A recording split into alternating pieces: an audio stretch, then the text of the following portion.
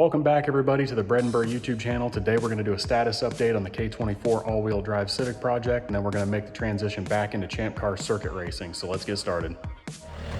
So if you think what we've done up until now is redneck, this is going to take the cake.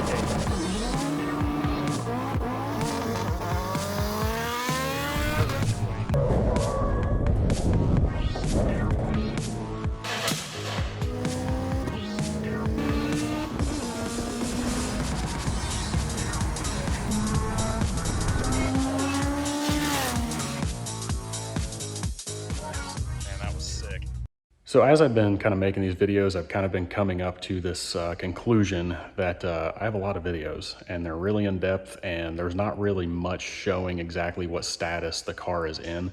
So what I'm going to do is go over this and then kind of explain how Champ is going to take over a little bit for a little while.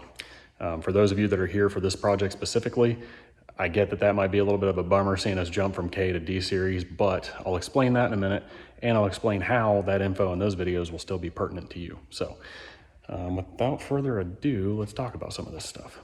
So the last couple of videos that you've seen have been kind of related to this dog box that I built.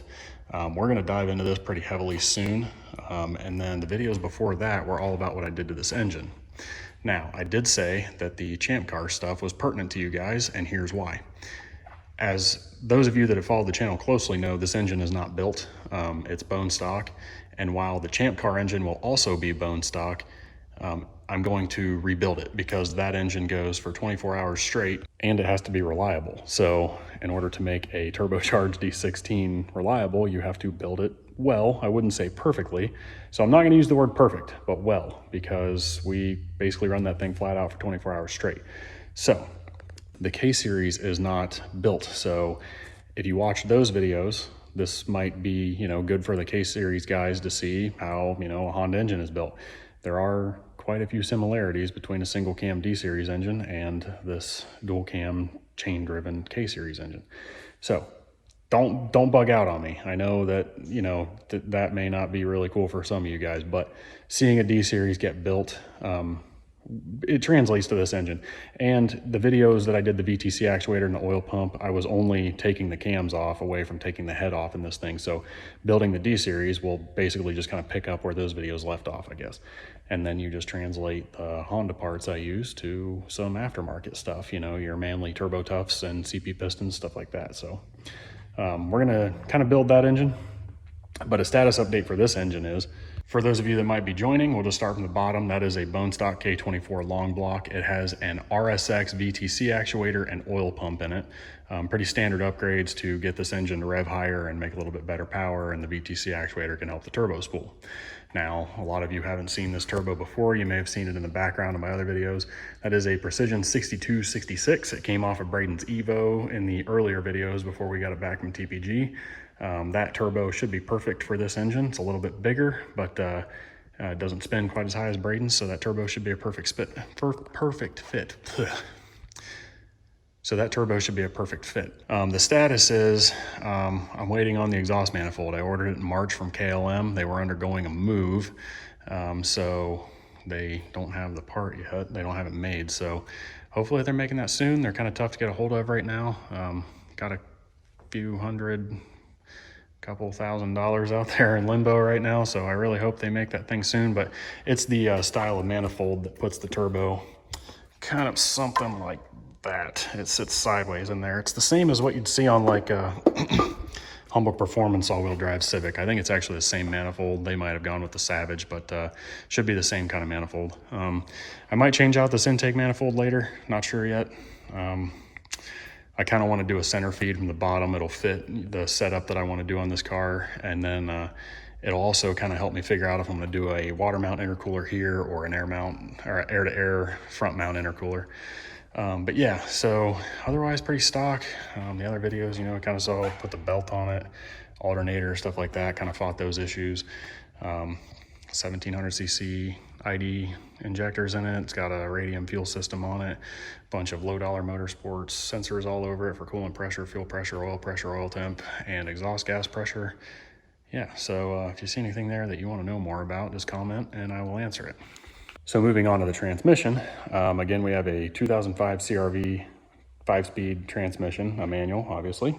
Everybody loves their manuals. And in the last couple videos, you saw that I 6-speed swapped it to prove to SQS and Nathan Freck that I could put a 6-speed dog box in there. I basically proved this transmission dimensionally on the critical dimensions is exactly the same as a Euro Type R EP3. So right now, as this transmission sits, it's about half put together. You know, I just don't have the bolts in there and the VSS sensor. So basically what I need to do at this point is get it torn back apart. I need to replace the input shaft seal because I rolled it and destroyed it.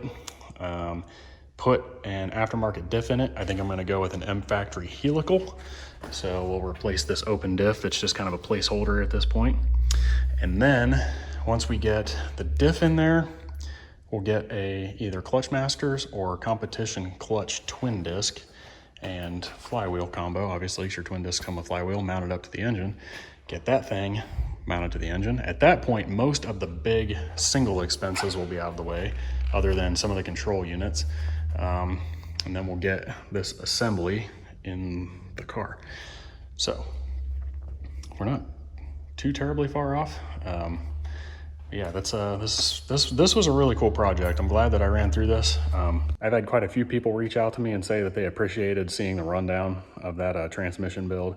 It was kind of a wild one, you know, because it took some actual R&D to do it, and I wanted to make sure that info was out there so that people understood why and how I did what I did and actually got to see it work. So it's pretty neat. And for those of you that haven't seen it, jump back and watch a couple of the recent videos on the EK, K-Swap, Civic, all-wheel drive. I put all the words in the title so that it pops up to people because I'm trying to grow the channel. But this transmission was a CRV 5-speed all-wheel drive with an open diff, you know, pretty standard Honda stuff. And I converted it to a 6-speed dog box, and the only parts I needed were the 6-gear collar, roller bearing, the 6-speed shift fork, and reverse slider. And it even worked with the 5-speed shifter. So, I mean, pretty insane. But yeah, running through all that stuff, definitely something worth going back and watching. But yeah, that's pretty much it for the status of this stuff. Nothing's really been done on the car except that the only reason I'm over here today is to scavenge my alcohol sensor for Aaron to steal and use on his damn Subaru, because of course it doesn't run right. So anyway, he's gonna take my alcohol sensor and put it on his car and see if his is the problem. So I just gave him that. I'm gonna get a new one anyway. I wanna remount it somewhere else, and that one's kind of old, so I'm just gonna let him have it. If it works, he can have it. If it doesn't, it was a good test part to see what 2 sensors not working does. Anyway, I have a goal in mind with this car to have it running, you know, in the next like year. Got a long way to go, but I think I can do it. And I'm in the middle of trying to buy a house, but the car status is pretty much the same. You know, I mounted the mount brackets into it, but it hasn't changed much. So yeah, most of the work's being done here and here. Yeah, that's pretty much it. I mean, the goal, 550 horsepower maybe at the front wheels, and then we'll put the shaft back in it and split it front rear.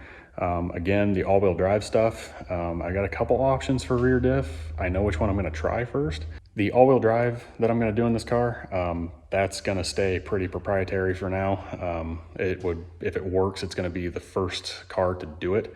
So what I'm trying to do right now is kind of keep that. I'm gonna record every single step of it. If it works, I'll share it, but I want the car out there and running first, proving itself with it before I share it with everybody, because I want to make sure that I'm the first one to do it.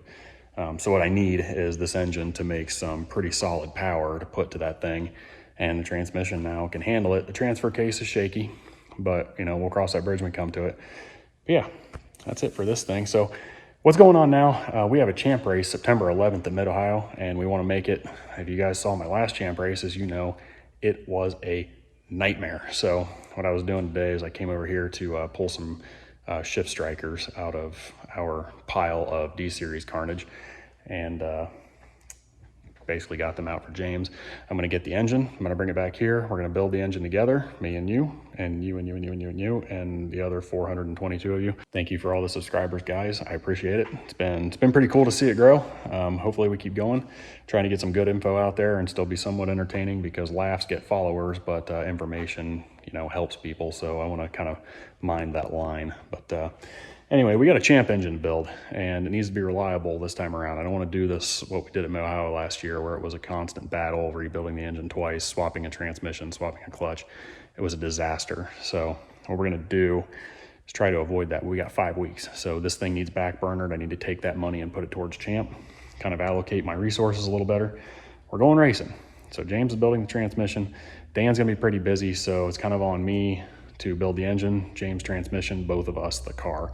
And then once that's over, we have another race in pit. Hopefully the car doesn't get too crunched up, and then we won't have to put a lot of money into it for pit, and we can go out and race Pittsburgh in October. And then we can jump back on this thing. So this video, kind of an update. I was gonna like make this the beginning of the video later on and kind of explain things. But what I'm gonna do is put this out first, so it doesn't get too old, and kind of explains why I'm doing what I'm doing with Champ, and why you're not seeing this car for a little bit. So yeah, I appreciate it. I know that a lot of people are here for this, and I got some serious steam rolling on this thing, but I got to take some time off from it to keep Champ rolling. And Champ is pretty crazy, the action's intense, and I'll try to do a little bit better with the videos this time around. But thank you for listening, guys. I appreciate it. Thank you all for subscribing, and I will see you next time.